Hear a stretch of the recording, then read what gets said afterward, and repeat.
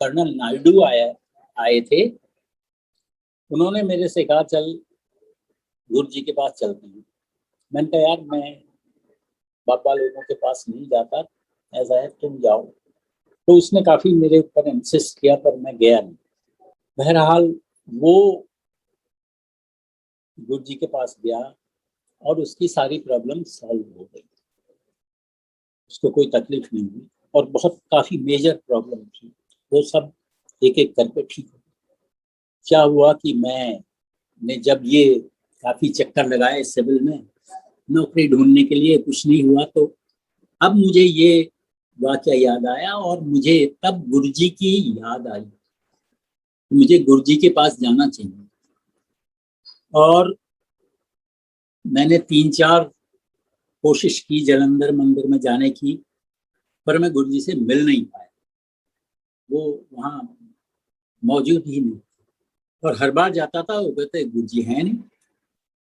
इसी तरह 1-2-3 महीने निकल गए। उसके बाद फगवाड़ा में कोई एक्सरसाइज चल रही थी, वहां से मैंने बंक मार के मैं गुरुजी के पास आया और उस दिन मेरे लिए गुरुजी का गेट खुल गया।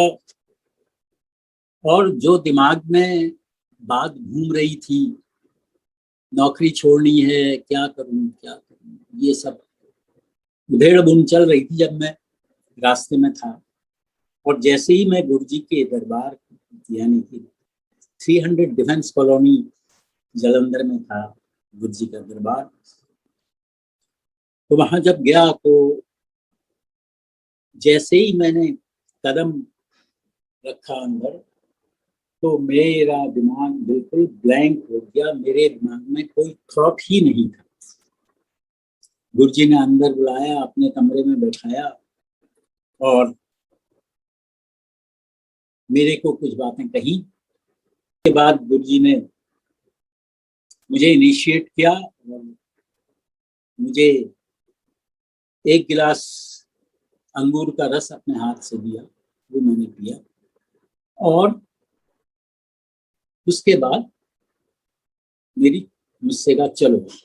जो मेरे दिमाग में विचार था कि मैंने बहुत छोड़नी है, वो मेरे दिमाग से बिल्कुल उतर गई।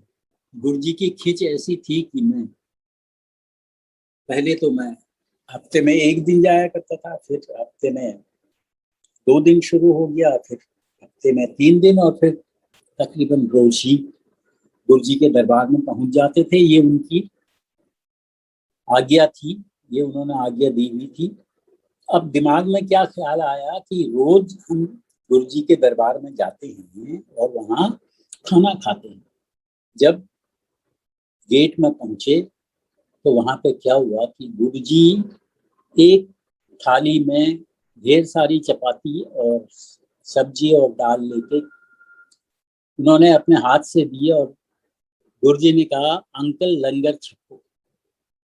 अब यहाँ पे एक बहुत बड़ा लेसन जो हमको मिला कि जिसको हम खाना समझते थे वो तो लंगर है।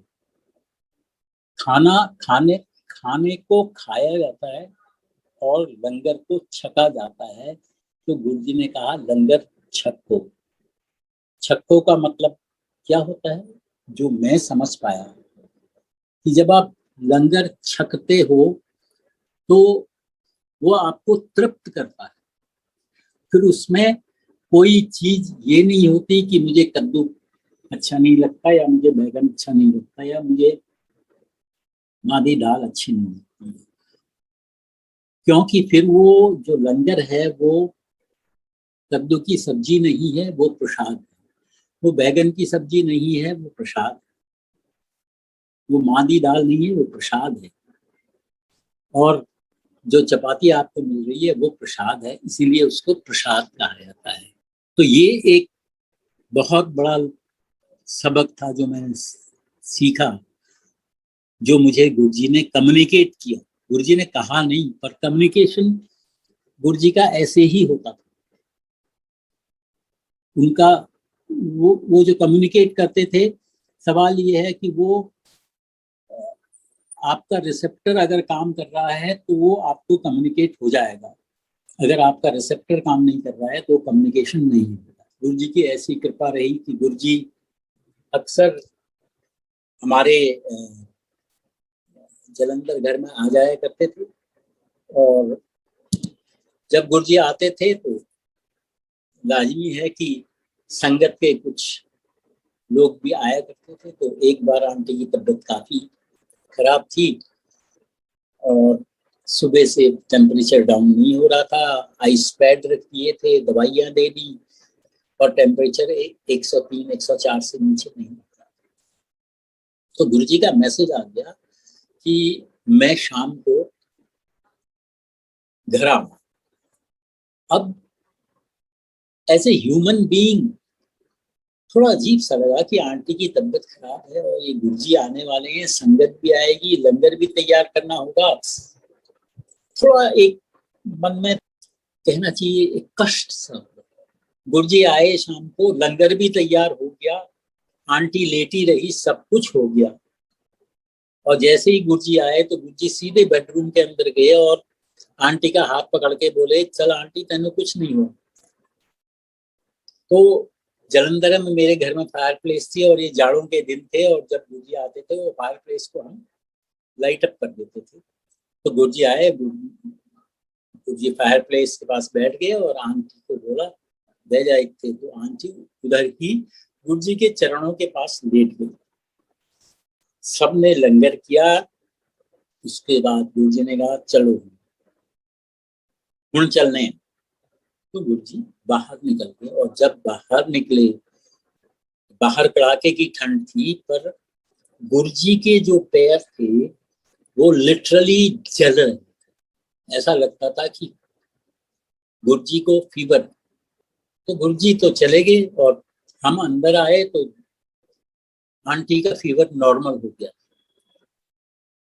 तो यहां से ये सबक सीख हमने ली कि संगत का कष्ट गुरुजी अपने ऊपर ले लेते हैं।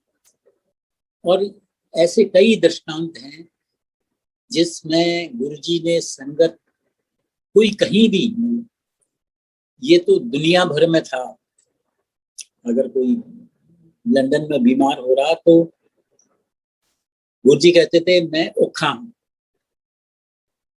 और हमारे समझ में नहीं आता था गुरुजी क्यों कह रहे मैं औखा। और ये समझ में आता था बड़ी देर के बाद, जब पता लगता था कि फला फला बीमार हो गया था, तो गुरुजी ने उसे दर्शन दिए, वो ठीक हो गया। स्वप्न में दर्शन दिए या जैसे भी दर्शन। तो ये गुरुजी की महिमा है, क्योंकि इसको अगर आप कोरिलेट करें, जब समुद्र मंथन हुआ था तो उस समय इतना काल स्वरूपी जहर जो था वो निकल रहा था, और उससे सब त्रसित हो रहे थे, क्योंकि अमृत भी निकलना था और देवता अमृत चाहते थे। तो भगवान शंकर ने उस समय क्या किया था, उस जहर को अपने अंदर ले लिया था और उसको अपने गले में रोक लिया। इससे वो नीलकंठ कहलाया। तो लेसन जो हमने सीखा इससे, कि गुरुजी जो है भगवान शंकर के रूप में अपनी संगत का कष्ट अपने ऊपर लेकर और उसको ठीक कर